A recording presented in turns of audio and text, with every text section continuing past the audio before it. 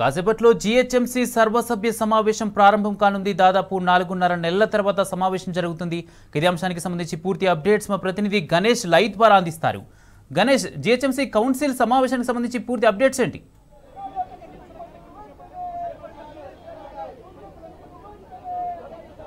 కుమార్, 4.5 నెలల తర్వాత ఇప్పుడు నేడు సర్వసభ్య సమావేశం కొద్దిసేపట్లో అంటే 10:30 గంటల ప్రాంతంలో సాగనుంది. ఇప్పటికే బీఆర్ఎస్ పార్టీ తరఫున నగరానికి సంబంధించిన ఎమ్మెల్యేలు, ఎమ్మెల్సీలు అలాగే కార్పొరేటర్లందరూ కూడా ఈ సమావేశానికి ఇప్పటికే చేరుకోవడం జరుగుతుంది.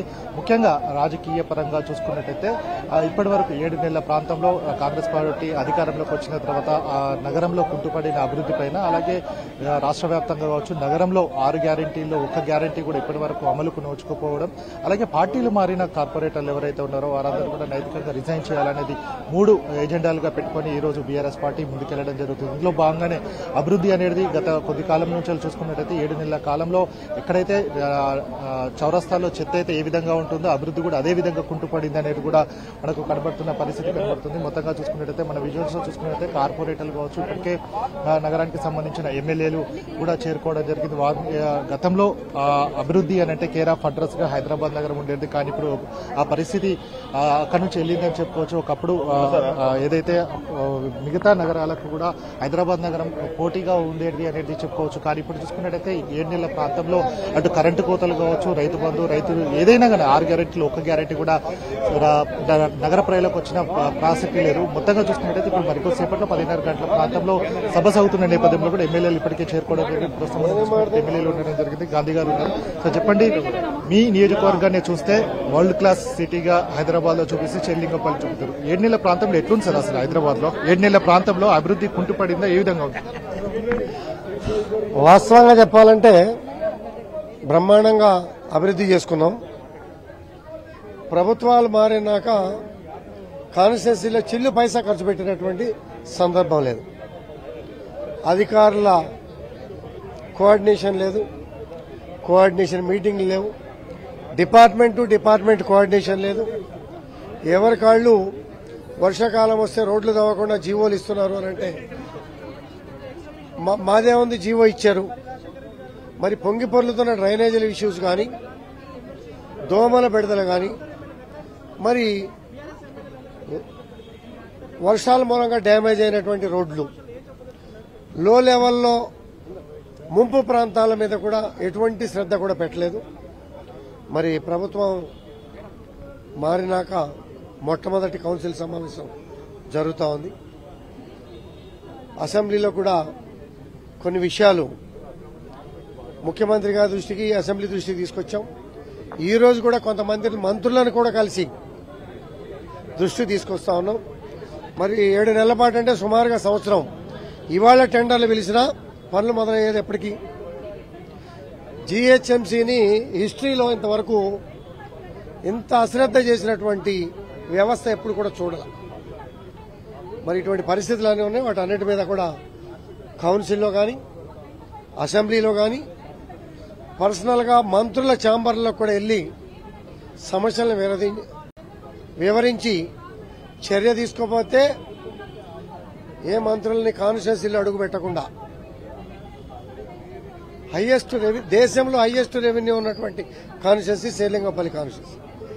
ఆ కాన్స్టిట్యున్సీలను ₹1 ఖర్చు పెట్టలేని పరిస్థితికి అధికారులు ఉన్నారు అని అంటే, ఒక అధికారికి ప్రభుత్వం బాధ్యతలు అప్పచెప్పింది అంటే అధికారి అన్ని డిపార్ట్మెంట్లని సమన్వయం చేసుకుని లోపాలేమిటి, చేతిలో ఉన్న పనులు చేయటం, చేతిలో లేని మంత్రుల దగ్గరకో ముఖ్యమంత్రి దగ్గరికి వెళ్లి మాట్లాడి సమన్వయం చేసి పనులు చేయాల్సిన బాధ్యత ఉంది. అటువంటి బాధ్యత కలిగిన అధికారి ఇంతవరకు ఎవరు కూడా 7 నెలల్లో అటువంటి బాధ్యత గల అధికారిని ఎవరు? అన్ని డిపార్ట్మెంట్లు కూడా నిర్వహణ, ఇరిగేషన్ డిపార్ట్మెంట్, చెరువులు, సివరేజ్ డైవర్షన్, సోదరుల గురబడెక్ కూడా పట్టుకొచ్చారు. తీవ్రమైనటువంటి సమస్య. సివరేజ్ డిపార్ట్మెంట్ జీవోలు, రోడ్లు, ఒక్క రోడ్డు వేసినటువంటి పాపాన పాల. గతంలో మా అదృష్టానికి మేము 100 కోట్ల ఇనాగ్రేషన్ చేసుకున్నాం. ఆ పనులు ఇవాళ జరుగుతూ ఉన్నాయి. ఇటువంటి అన్ని కూడా కూర్చొని మాట్లాడాల్సిన అవసరం ఉంది. మాట్లాడతాం, సాధించుకుంటాం, పనులు చేస్తాం. ప్రజల అవసరాలను గుర్తించి పనులు చేసే ప్రభుత్వాలే నిలబడతాయి తప్పించి మిగిలిన ప్రభుత్వాలకి మరి గుణపాఠం తప్పదు. ఎవరైనా కూడా ఖచ్చితంగా ఈ కౌన్సిల్ సమావేశంలో కానీ అసెంబ్లీ కానీ నిలదీసి కార్యక్రమాలు చేస్తాం. సింధు గారు చెప్పండి, మీరు ప్రత్యక్షంగా రోజు చూస్తారు శానిటేషన్ సమస్య, ఇప్పటికే డీసిల్టింగ్ అన్నారు, డీసిల్టింగ్ ఎక్కడ కాలేదు, వీధి లైట్లో సమస్య ఉంది, కుక్కల కాటు, ఇవన్నీ కూడా సమస్యలు ఉన్నాయి. కానీ ఇప్పటివరకు పట్టించుకున్న పాపం లేదు. అటు మంత్రివర్గం చూసుకున్నట్టయితే ఎంఈఓడికి మినిస్టర్ కూడా ఇప్పటిలాగా లేదు. అసలు నిధుల కొరత కావచ్చు, ఇవన్నీ చూసుకుంటే అసలు పనులు అవుతున్నాయి. అసలు లాస్ట్ ఒక 7 months నుండి చూసుకున్నట్టయితే ముందంతా కూడా మేము టైం టు టైం ఎప్పటికప్పుడు వర్షాకాలం వచ్చిందంటే డీసిల్టింగ్ కానివ్వండి ఏదైనా టైం టు టైం చేసుకునే వాళ్ళము.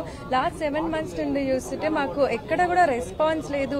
నేను గవర్నమెంట్ ఒకటే అడుగుతున్నాను, లాస్ట్ ఇన్ని రోజుల్లో ఒక కొత్త ఫండ్ ఎక్కడన్నా రిలీజ్ చేసిండ్రా, ఒక కొత్త రోడ్ ఎక్కడన్నా వేసిండ్రా, ఒక కొత్త యూజీడీ సమస్య ఎక్కడన్నా తీర్చిండ్రా, కొంచెం చెప్పాలని అడుగుతున్నాను.